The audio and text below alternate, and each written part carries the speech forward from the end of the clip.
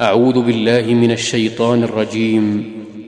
إن الذين كفروا سواء عليهم أأنذرتهم أم لم تنذرهم لا يؤمنون ختم الله على قلوبهم وعلى سمعهم وعلى أبصارهم غشاوة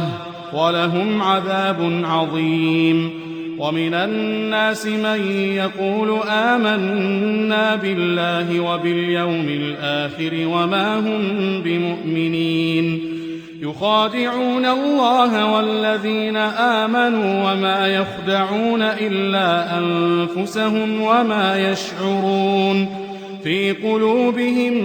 مرض فزادهم الله مرضا ولهم عذاب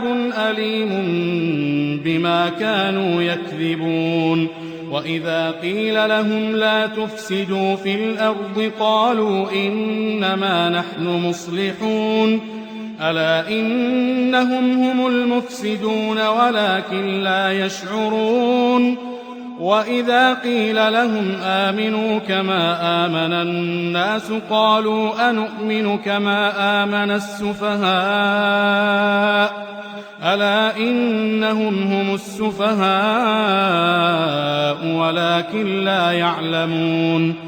وإذا لقوا الذين آمنوا قالوا آمنا وإذا خلوا إلى شياطينهم قالوا إنا معكم إنما نحن مستهزئون الله يستهزئ بهم ويمدهم في طغيانهم يعمهون أولئك الذين اشتروا الضلالة بالهدى فما ربحت تجارتهم وما كانوا مهتدين